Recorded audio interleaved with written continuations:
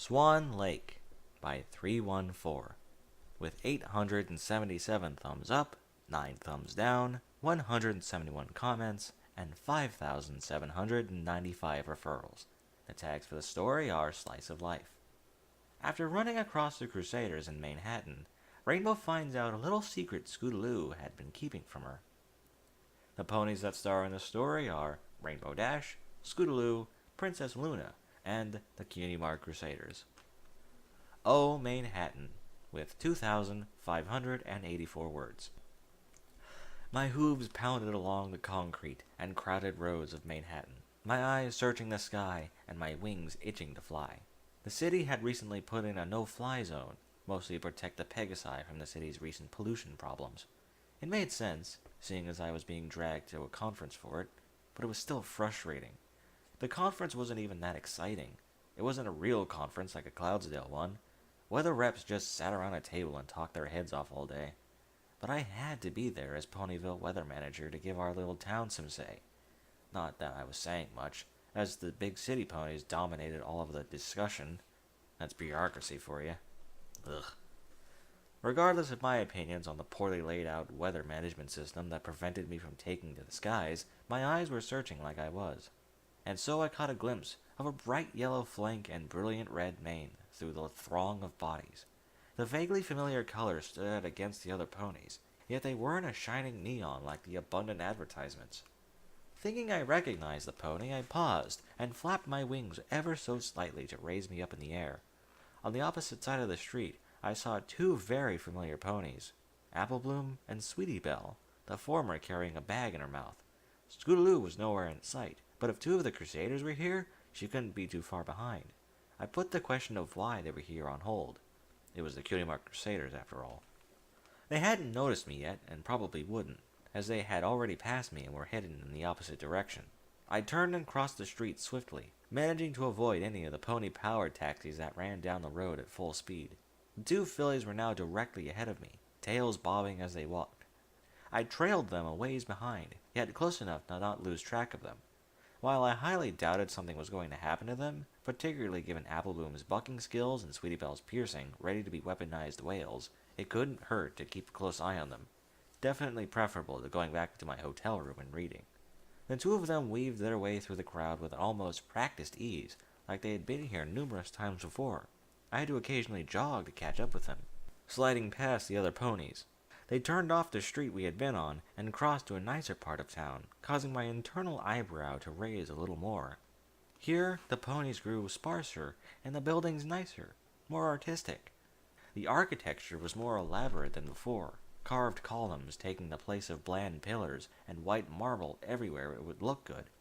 It was the art area of the city, a fact that should have provided me with a clue, but still left me with no idea where they were going. I assumed they'd be finding Scootaloo, but why would she be in the art district? The only time I had been here was during that mess with Rarity's fashion line, and I knew beyond a shadow of a doubt that my little sis hated dresses. Eventually, the pair turned down a side alley beside a tall theater, signs out front advertising something with a swan on it. I sped up my pace, reaching a run, and hit the entrance to a small path. I didn't worry about stealth anymore, as I knew they had reached the end of their journey. Even still, when the pair reached the door in the side of the building, they didn't see me. I wanted to face hoof at their obliviousness, but there wasn't much I could do. Apple Bloom knocked on a door leading to the large structure. It was a complicated knock, the kind that you only wanted one person to answer, like a certain best friend. "Girls, what are you doing?" I called. Sweetie Belle was the first to turn, eyes opening wide. She lifted a hoof and frantically waved it to the side, trying to get me out of sight of the doorway. Raising an eyebrow, I did what she said and scooted up next to the building, hiding in its shadow. A few seconds later, I heard the door open. "Oh, you're back.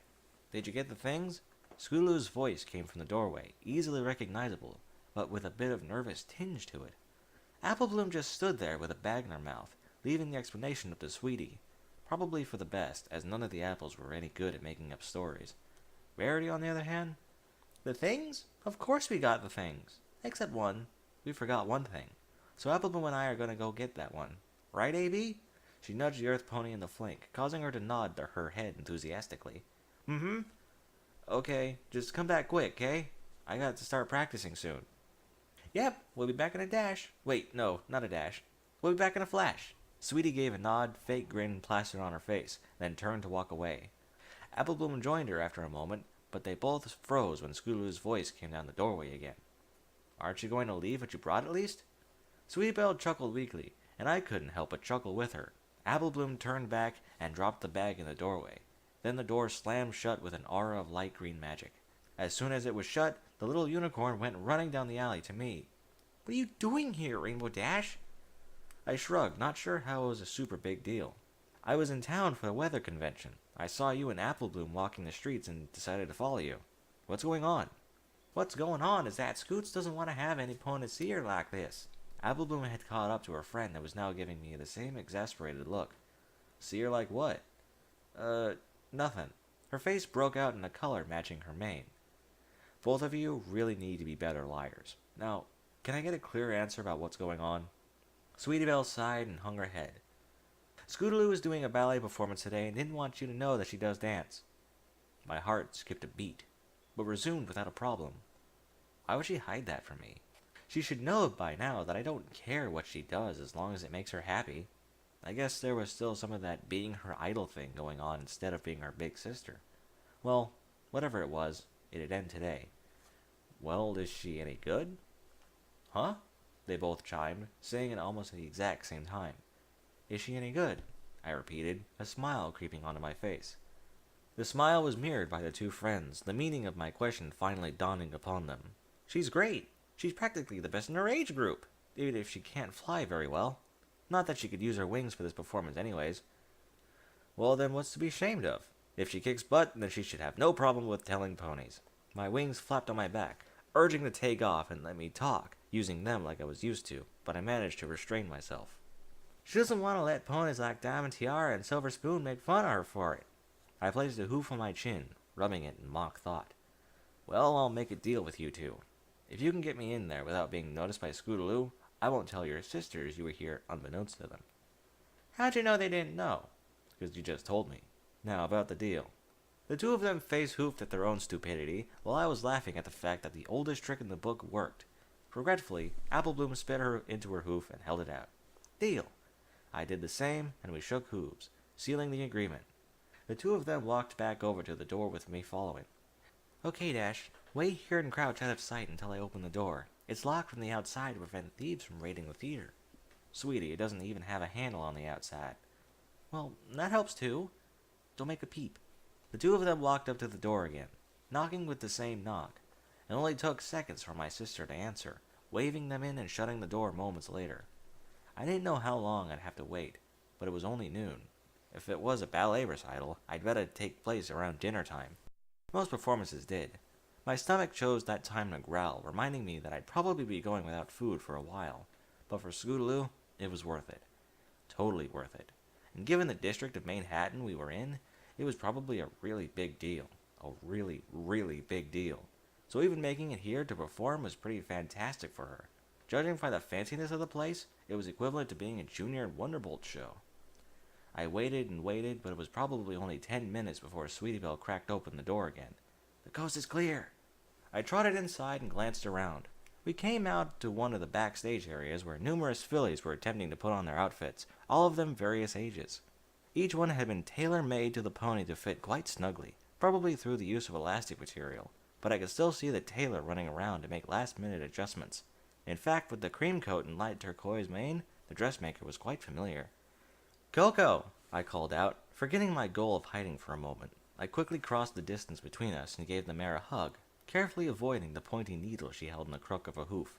Her eyes lit up in happiness and surprise, eagerly returning the gesture. Rainbow Dash! It's been too long since I last saw you and the girls. I just got snowed over with work, but these dresses were hopefully the last of it. What are you doing here? My little sister is participating tonight, apparently. Ooh, who is it? Her name's Scootaloo, orange filly with a purple mane, kinda small wings. Coco's hooves flew to her mouth, dropping the needle. Scootaloo? Oh, her dress was amazing to work on, and she really is one of the best performers here. But I'm sure you've seen one of her recitals before, so I don't have to tell you that. I rubbed the back of my neck with a hoof, letting out a small nervous chuckle. Actually, I haven't. What? Well then, you have to stay. They gave me a box to view the show, but forgot I'd be down here working on the dresses. She paused and giggled, both of us laughing a little at the oversight. And, though I'm sorry to ask, could you help me with these last few dresses? I remember you weren't too bad with a needle yourself. I opened my mouth to speak, but Sweetie Belle thwacked me with her tail first. As much as I'm sure she'd love to help, we're trying to keep her presence here a secret from Scootaloo. Scootaloo will be on stage practicing for the next 3 hours, and then she goes back to her dressing room, not here. So you'll be quite safe. Coco gave me a smile, trying to convince me to stay. The unicorn leaned up to whisper in my ear. I tried, before running off into a hallway, probably where Apple Bloom was. I looked up at Coco again, a more slightly forced smile on my face. So, dresses? Dresses. So many dresses. I loathed to think what Scootaloo looked like after dealing with that many dresses. Coco had mentioned it was amazing to work on, but I had no idea what that could mean. She had mostly enlisted my help to get the littler kids into their dresses, which wasn't as hard as it could have been. They were a bit looser and didn't require any more stitching. It was just time-consuming. Most of them just had zippers that needed to be zipped up, though a few had some strange tail part of their dress. It went over their normal tail, covering it up completely. And white. There was so much white. The only relief being a single black outfit I saw, and it wasn't even on some pony. But worse than the white was the feathers. Feathers everywhere.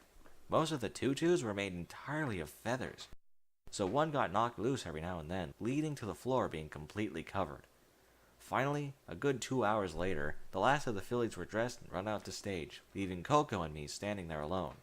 She put her exhausted sewing supplies back into a small box and then put that into a saddlebag sitting in a corner.